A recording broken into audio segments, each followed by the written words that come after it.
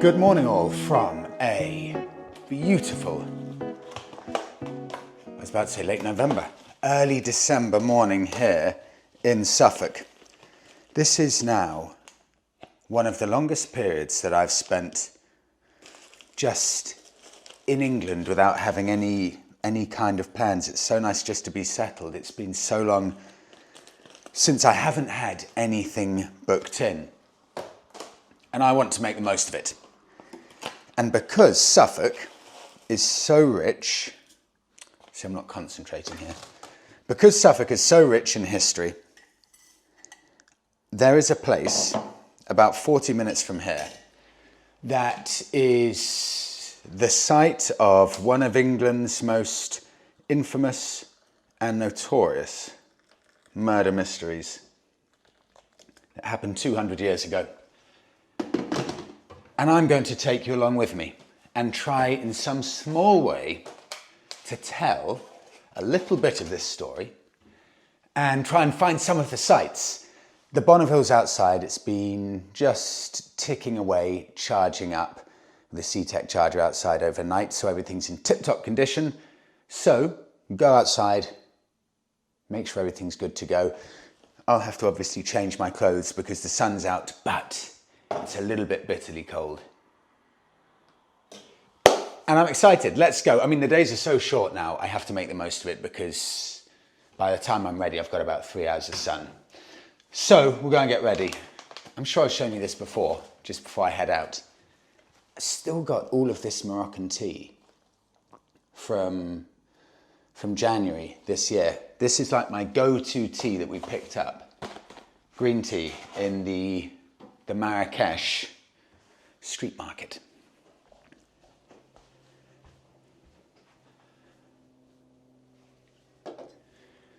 I will show you one more bit. This, we finally finished off just now. The final few bits of the house are getting done.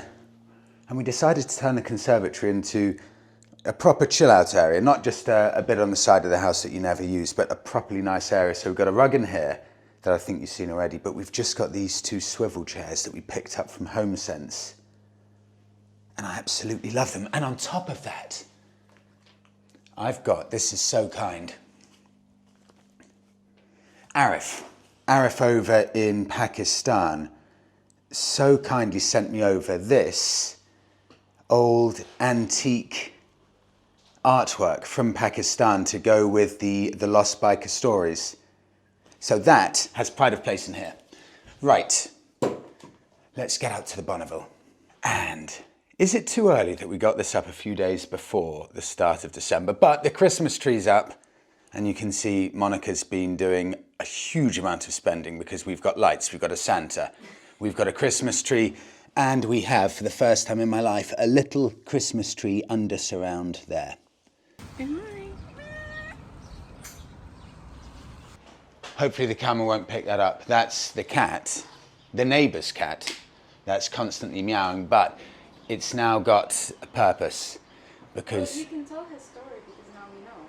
Oh yeah, there are so many people that got in touch with this. So we had to get the cat scanned.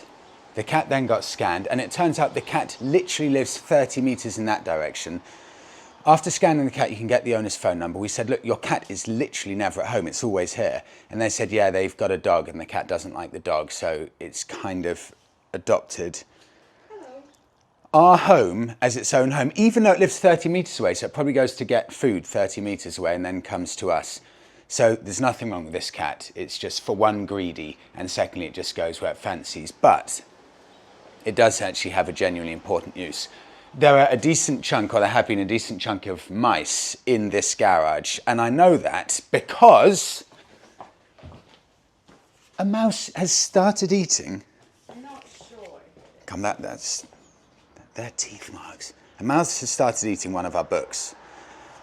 And the cat, we just leave this open, and the cat is a ruthless killer. Like, it often just leaves mice outside. So hopefully the mice situation, or the mouse situation, will stop. Before we head off, C-Tech chargers, winter battery maintenance. This, I mean, for cars, yes. If you, for example, got a classic car and you don't use it over the winter, the most important thing to do, just make sure your battery is always attached to a charger. So for this one, for the Jeep, I've got it on the brand new CTEK NXT5. This has everything from lithium batteries, start-stop batteries, lead batteries, motorbike, start-stop and recondition. You can go through all of the modes to suit your needs. And if your battery's really low and it's close to its deathbed, you can go on the recondition mode, and that will actually bring your battery back from the dead. So I've left that on overnight. That's pretty much fully back to spec. And for the Bonneville, I think it's even more apparent, because motorbikes, you can't leave a motorbike battery, for a lot of newer models especially, for any more than 2 weeks sometimes before the battery's completely flat. So for the Bonneville, I use this CTEK CT5 Power Sports, especially for power sport vehicles. And you can see here it's much simpler. It's just got normal recondition and lithium lights there. But this is the great thing about this. It's the first time I've had a garage, so the first time I can do this. I connected one of these to the Bonneville battery, and I've just hidden it under there. So now all I have to do is clip this into here, so whenever I got to get off the Bonneville, the CTEK chargers can do its thing, make sure everything is in tip-top condition, because the amount of batteries I've gone through before on motorbikes is absolutely ridiculous.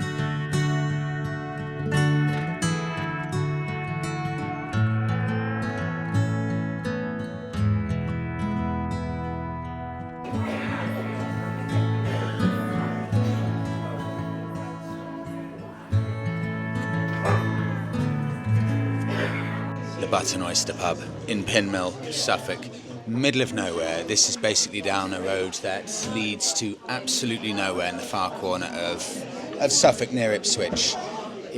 I can't remember exactly, but it's a few hundred years old. Beautiful setting, right on the waterfront. Always busy because the quality of food and the atmosphere, the interior design is so nice. And you know it's Christmas. When you've ordered your food, they bring over your tea and they say, "Would you like a complimentary mince pie?"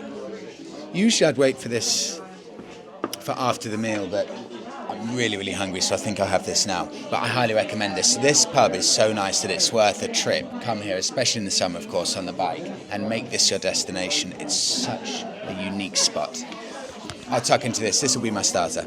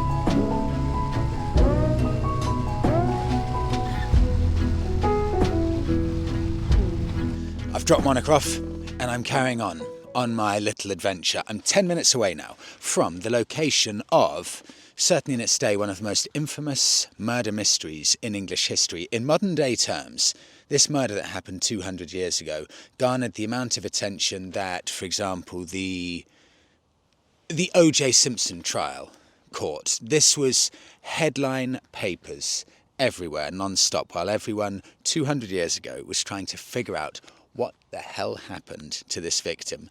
And the location in question is somewhere just a few miles in this direction. As is always the case, I've left everything almost last minute. The sun's actually setting in front of me there, so this may, I don't know, I've never been to this part of the country before, or I've never been to this area in the Suffolk/Essex border, so this is all new to me, but it may add an extra level of eeriness, which could be quite fun. So, first spot I want to get to, the location. It sounds very morbid. The location of this murder that happened 200 years ago.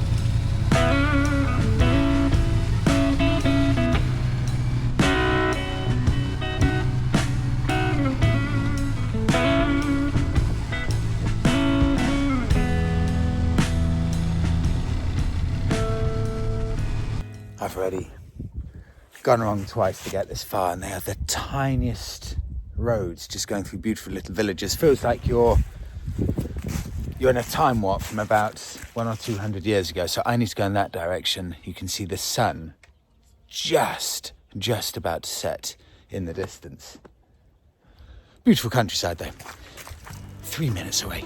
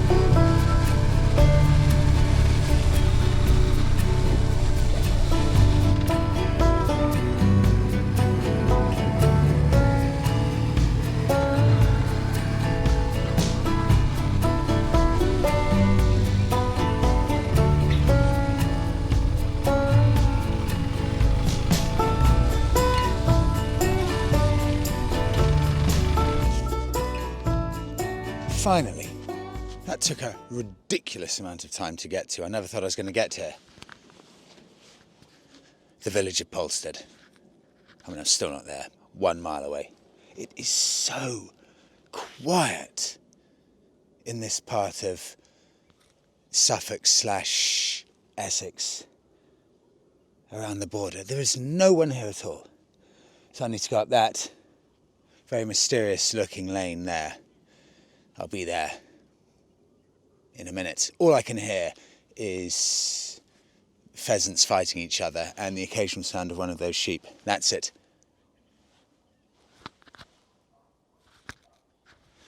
And a dog in the distance.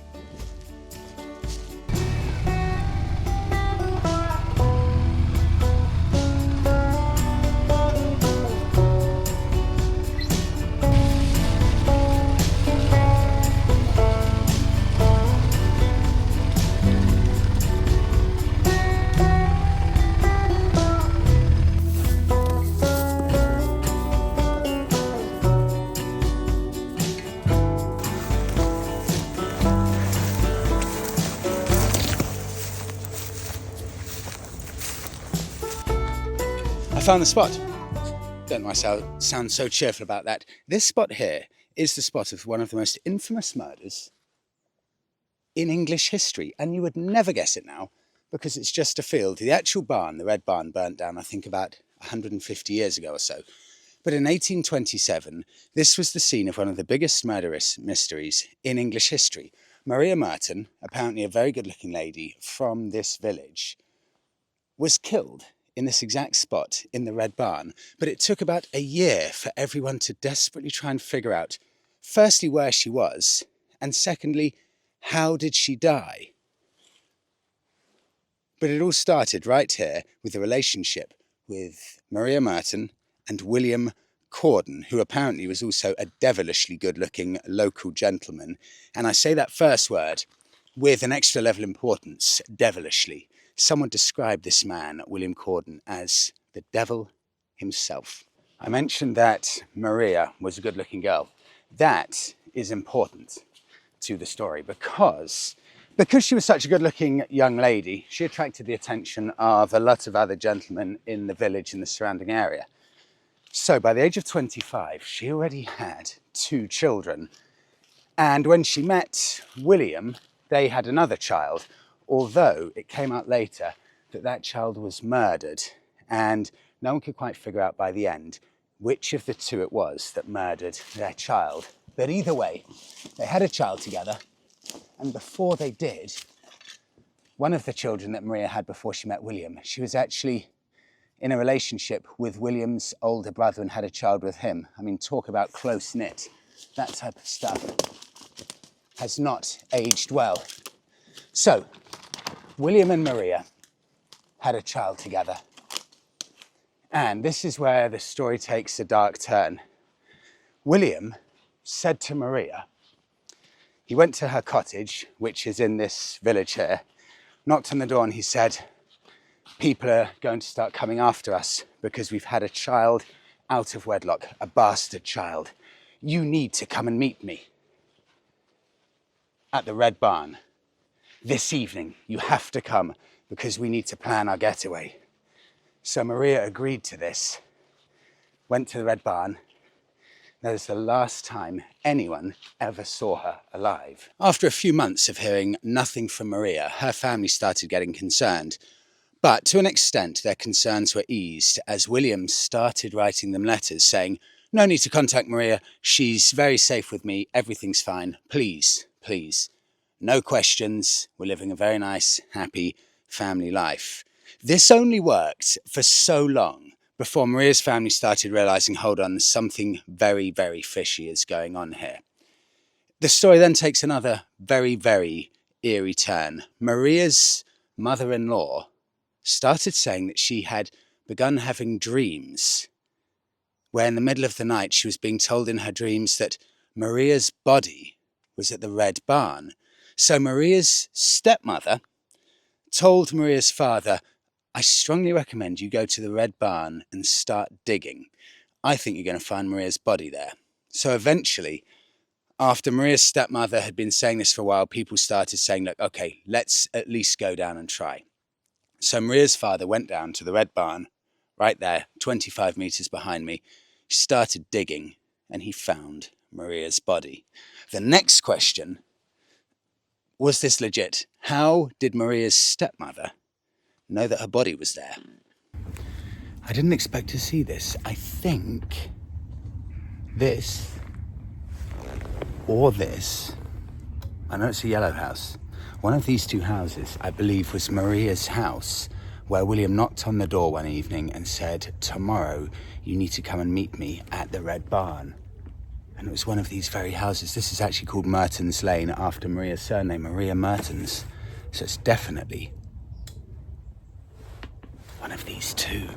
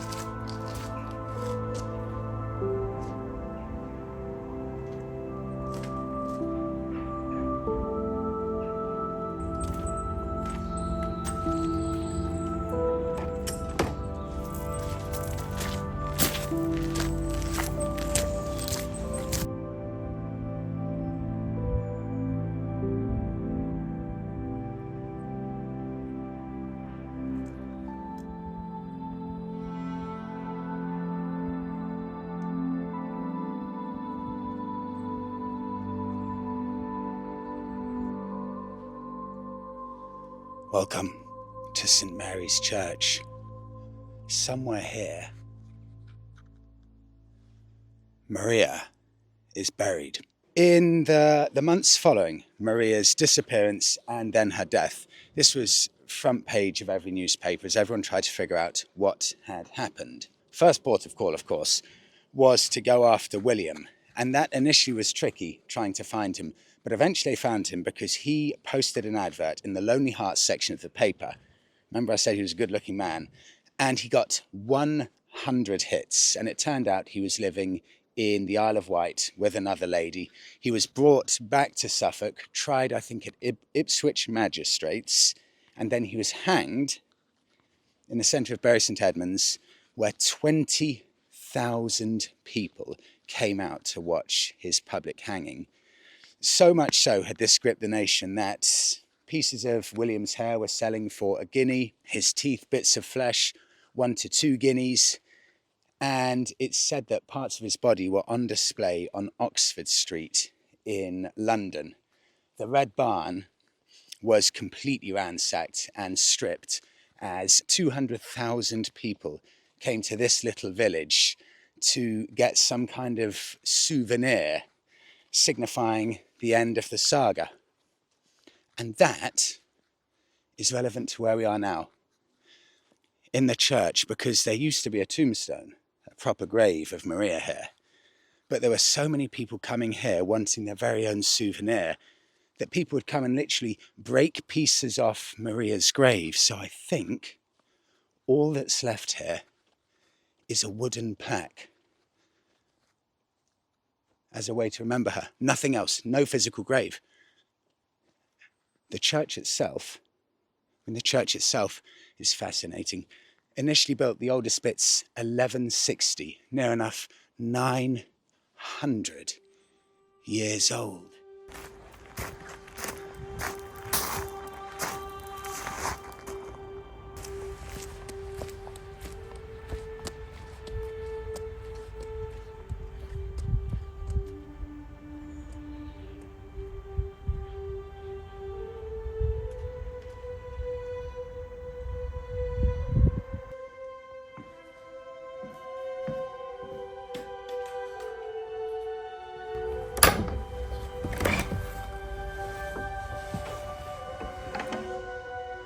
Sorry about the light,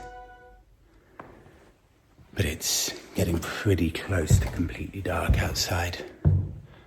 But this is the incredible looking church, 900 years old, and parts of it have been built by an old Roman villa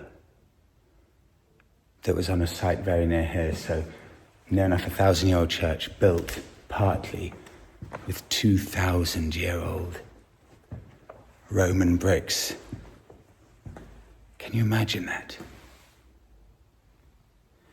900 years old. Can't even get my head around that. I really want to find the plaque of Maria, but I don't think I'll be able to. It's too dark now, unfortunately. Maybe I'll check outside quickly. But what a place. I mean, the history in here, if walls could talk. Do you want a perfect example about how some bits in the UK have degraded to such a point? Thieves stop. Churches in this area have roof alarms. So another church in Ipswich where it said, please, there is no lead in this roof or in these pipes or something like that. Like, we've got to such a point that churches feel the need. They have to tell thieves, look, there are alarms here. I mean, it's just the fact that people feel like robbing churches. Where's that plaque? Oh my God, look at that. That is the fullest moon you will ever see. I found it. Near this place lie the remains of Maria Merten, who died in the Red Barn, Polstead, and was buried on April 20th, 1828, aged 25 years. So, her exact grave would have been very close to here because they would have put this pretty close to her exact grave, but they also wouldn't have wanted anyone else knowing where her grave was. Such was the level of interest in this young lady that people were just stealing anything they could. That is all that remains, and it's fascinating that a story that gripped the nation, and 200 years on, here we are with this little wooden plaque.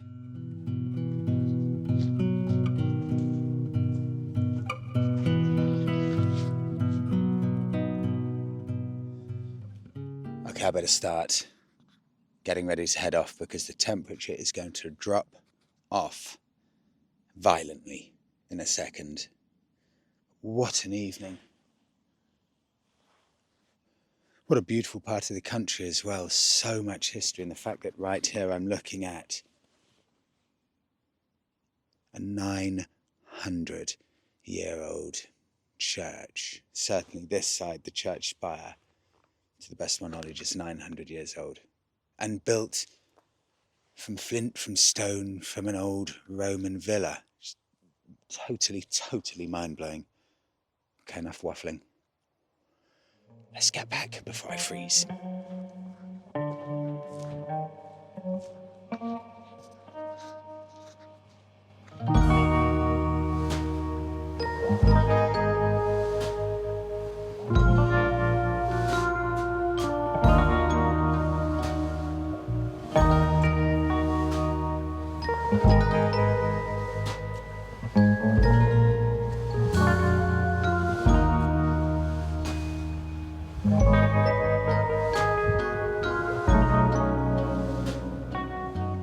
I'll wrap it up there. I don't think I'm going to have any more good light, and apologies, I've forgotten to put the microphones on, so hopefully you'll hear me okay. I'm so glad I got to see all of the different stages of that Maria Merten story. One of the most infamous murder stories that's been so highly publicised in English history. Thanks for watching. Really hope you enjoyed the video. I'll see you in the next one.